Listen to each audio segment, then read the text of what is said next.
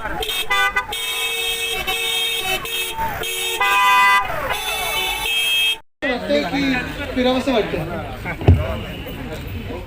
आस्तिकजी, आज इथे सगळ्याच आमच्या सहकाऱ्यांबरोबर आल्यानंतर खरं तर आपलं मी मनापासून अभिनंदन करतो. नताशा आपलं, गौरी आपलं अभिनंदन करतो, वैरागचं अभिनंदन करतो. कारण अशी ही जागा आज निर्माण झालेली आहे किंवा पुनर्जीवित झालेली आहे, जी कधी कोणी विचार देखील नसेल केला.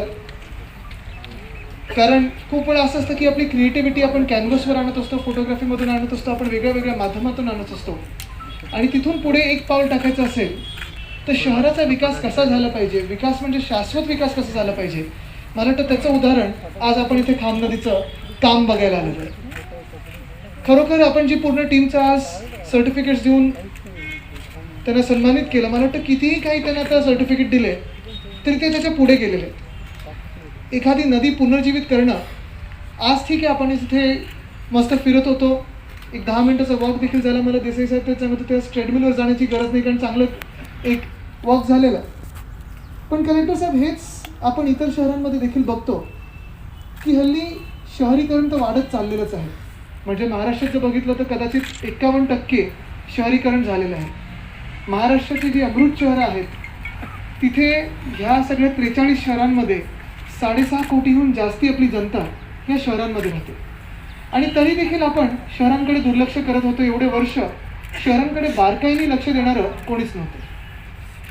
आहेत आम्ही सहकारी म्हणून सगळे आमचे जे लोकप्रतिनिधी आहेत, मग खैरे साहेब आहेत, जयस्वाल साहेब आहेत, तानवेजी आहेत, शिरसाट साहेब आहेत, सत्तार साहेब आहेत, सगळेच आम्ही सगळी कामं करत असताना, लोकप्रतिनिधी म्हणून काम करत असताना वेगळ्या वेगळ्या विषयाला हात घालत असतो, हाताळत असतो. मग कधी तो कचऱ्याचा विषय असेल, कधी STPचा विषय असेल, आता इथे आपली स्मार्ट सिटीची बस आहे. ही सगळी आपण मला नेहमी वर्षानुवर्ष उद्घाटनासाठी मला मुख्यमंत्री महोदयानं, हिंदुराष्ट्र सम्राट बाळासाहेब ठाकरेंना बोलवत आलेले आहेत. आणि आज मी इथून चालत असताना देसाई साहेबांना तेच कानात सांगितलं की आज जर हिंदुराष्ट्र सम्राट बाळासाहेब ठाकरे असते तर त्यांना अभिमान वाटला असता की आज इथे संभाजीनगरमध्ये असं काम झालं. कारण गार्डनिंग असेल, नेचर असेल, प्रकृती असेल, ही त्यांची आवड होती. आणि आज एका ह्या खाम नदीच्या आसपास पूर्ण परिसरात केवढ्या काही गोष्टी आपण आणू शकलेलो. वॉकिंग ट्रॅक झालेला आहे, तोही मातीचं झालं आहे, म्हणजे असं नाही की कॉन्क्रीटचं झालं आहे. मला वाटतं त्या विटा आहेत त्यात त्याचं चुरा करून, रोलिंग करून आपण इथे केलेलं आहे. बटरफ्लाय पार्क आहे, ड्रॅगनफ्लाय पार्क आहे, आमच्या नावाचे वेगळे वेगळे तलाव आहेत, प्लांटेशन आहे. मी अस्तिकजींना तेच विचारत होतो की राजकीय नावं दलदलीच्या जागी का दिलेली, कदाचित राजकीय दल असतील म्हणून असेल. पण हे सगळं होत असताना मला तर अभिमानाची गोष्ट हीच आहे की जेव्हा जेव्हा कुठच्याही शहरात काही आपत्ती येते, मग दुष्काळ असेल किंवा पूर असेल, अतिवृष्टी जेव्हा होते, गारपीट होते किंवा मग पूर येतो किंवा मग दुष्काळ कधी असेल. कारण मी इथे वर्षानुवर्ष जे येतो, आता 2011-12 पासून तर एकटा आधी वडिलांसोबत यायचो, नंतर काही वेगळे दौरे पण झाले. इथे जालना रोडच्या तिथे आज LED लाईटचं उद्घाटन झालं. जो रस्ता काळोखी होता तिथे आज चांगला प्रकाश आज रात्रीपासून पडणार. पण ते करत असताना कुठचीही आपत्ती आल्यानंतर एका गोष्टीवर आपलं लक्ष कधीही केंद्रित होत नाही. ते हेच असतं की कुठच्याही शहरात नदी जर असेल, आणि जास्तीत जास्त शहरात जगभरातली असतील, ते एक तर समुद्रकाठी असतील किंवा नदीच्या काठी असतील. नदीच्या काठी अजून चांगली शहरं असतात, कारण तिथे शेती होऊ शकते, प्यायला पाणी असतं, इतर सगळे स्रोत असतात. पण एकदा शहर बसलं ते शहर वाढत जातं, लोकसंख्या वाढत जाते, डेन्सिटी वाढत जाते, मग कॉन्क्रिटीकरण होत जातं आणि हळूहळू त्या नदीचं नाला होतो आणि नाल्याचं गटर होतं. आणि ही दुर्दैवाची गोष्ट आहे. मग आपण काही झाल्यानंतर विचार सुरू करतो की अरे ह्या नदीचं खोलीकरण व्हायला पाहिजे, रुंदीकरण व्हायला पाहिजे, कसं करायचं, एवढा कचरा येतो याच्यात, एवढं गटारचं पाणी येतं आहे. आज मी तेच बघत होतो तिथे जाऊन की कुठेही मला वाटतं अजूनही शासकीय एक सुद्धा पैसा आपण वापरला नाही डिझेलसाठी. हां, ते बरोबर आहे त्याच्यासाठी.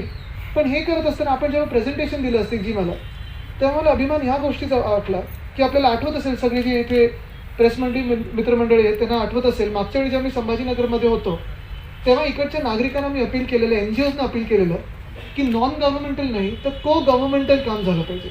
आणि को-गव्हर्नमेंटलचं काम आज इथे एक ठणठणीत एक उदाहरण दिसत आहे.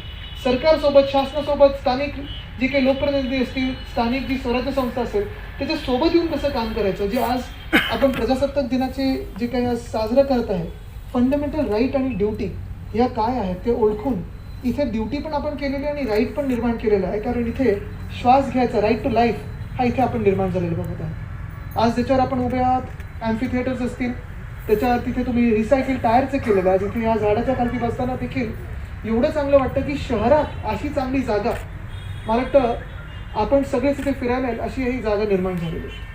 मी एकच सांगेन इथून पुढे जात असताना की पर्यावरण मंत्री म्हणून, एक तरुण मंत्री म्हणून असेल, एक तरुण नागरिक म्हणून असेल, ही जी गोष्ट आपण आज केलेली असते जी ही पुढची काल, आता परवाकडेच आपली शिंदेसाहेबांबरोबर जी बैठक झाली नगरविकास मंत्र्यांबरोबर, त्याच्यात आपण एक प्रत्येक शहरात थोडा कॉन्सेप्ट आणण्याचा प्रयत्न करतो. आज देखील आपण त्याच्यावर चर्चा करणार आहोत.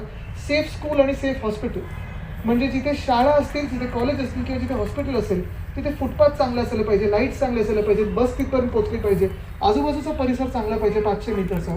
तसंच पुढचे जे आपली म्युन्सिपल कमिशनर्सची कॉन्फरन्स असेल त्याच्यात आपण ह्या नदीचं प्रेझेंटेशन जसं मला दिलं तसं सगळ्या म्युन्सिपल कमिशनरने द्या, कारण ही आपली गरज आहे असते महाराष्ट्रात. आपण शाळेत ते मी शिकत आलोय वॉटर इज लाईफ, पण ते पाणी पावसातून असेल, समुद्रातून असेल, नदीतून आपल्या जेव्हा शहरात येतं तेव्हा आपण विसरून जातो वॉटर इज लाईफ, आणि त्या वॉटरचंच लाईफ आपण काढून टाकतो. ते न करता इथे आपण नदीचं रुंदीकरण केलेलं आहे, खोलीकरण केले. मला खात्री आहे की जसं काही वेगळे वेगळे देश आहेत जगभरात, मला आठवतं मी इथे आज बसल्यानंतर मला थोडी आठवण झाली, एक 5-6 वर्षापूर्वी मी जेव्हा जपानला गेलेलो तिथे देखील अशीच एक नदी आहे, शहरातूनच जाते, आणि नदीच्या काठी असंच हिरवळ सगळीकडे आहे, आणि तिथे लोक तिकडचे नागरिक संध्याकाळी काही विद्यार्थी येऊन अभ्यास करत होते, कोणाची तिथे एक छोटी डिनर पार्टी चाललेली, कोणी तिथे पुढे जाऊन काही रंगवत होतं. तसंच हे संभाजीनगरमध्ये सगळेच संभाजीनगरकर येऊन इथे ह्या नदीचं खरोखर ज्याला आपण एन्जॉय बोलतो ते करू शकतील. आज लाईट लागलेली इथे फिटनेससाठी असेल, सगळ्यासाठीच असेल, नुसतं नागरिकांचं नाही तर शहराच्या शाश्वत विकासासाठी आपण हे जे आज पाऊल उचललं आहे. मी खरोखर आपलं अभिनंदन करायला आलो, आणि नुसतं अभिनंदन नाही तर थोडं शिकायला पण आलो की इतर शहरांमध्ये हे मॉडेल आपल्याला कसं नेता येईल. पुन्हा एकदा या सर्व टीमचं, इकोसत्व असेल, महानगरपालिका असेल, सगळे जे CSR पार्टनर्स आहेत त्यांचं अभिनंदन करतो आणि इथेच थांबतो. धन्यवाद. जय हिंद, जय महाराष्ट्र.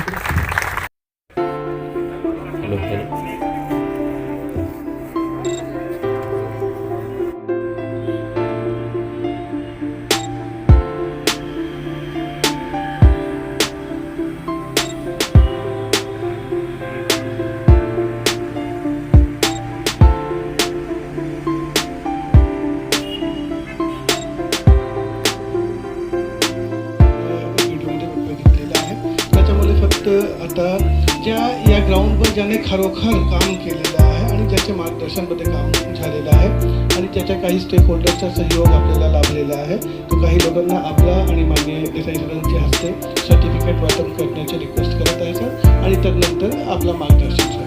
तर पहिलं नाम मी घेत आहे माझे सौरभ जोशी, नंदकिशोर भोंगवे, दादाराव यादव, कोटकर, हे आमचे deputy commissioner sir Saurabh Joshi आणि नंदकिशोर भोंगवे यांचे मार्गदर्शनामध्ये त्यांनी दोन काम केलं.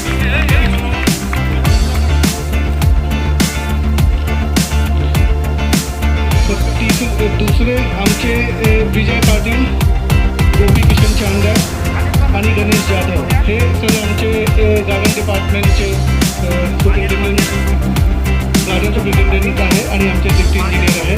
यांनी स्वतः सर आपली वर्कशॉपमध्ये हे जे विविध पक्षी आणि हे सब तयार केलेलं आहे.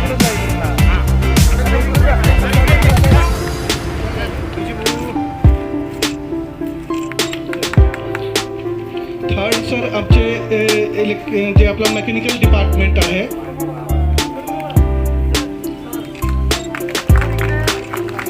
तर मेकॅनिकल डिपार्टमेंटचे आपले एक्झिक्युटिव्ह इंजिनियर देवीदास पंडित, अमोल कुलकर्णी, उत्तमराव सिंग राजपूत आणि लक्ष्मण अण्णासाहेब विटेकर. महोदय JCB ड्रायव्हर आहे आणि कोकलाईन ऑपरेटर आहे.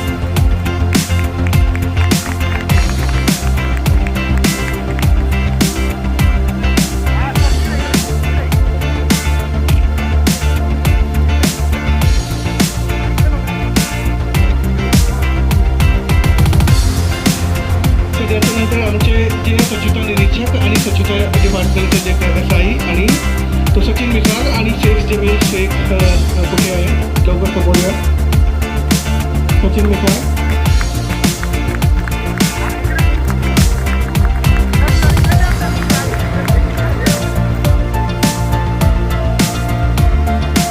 यामध्ये सगळे आमचे नॉलेज पार्टनर आहे आणि ज्यांनी ग्राउंडवर रिअली वर्क केलेलं आहे. तिथे पूर्ण केलेलं आहे. ते इको सत्याचे MD नकाशा जरीन आणि प्रकाश बकाल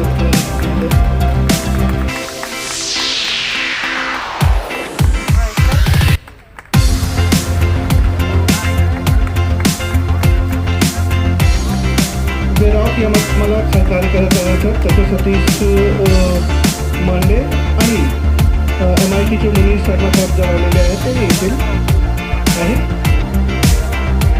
मांडे साहेब आणि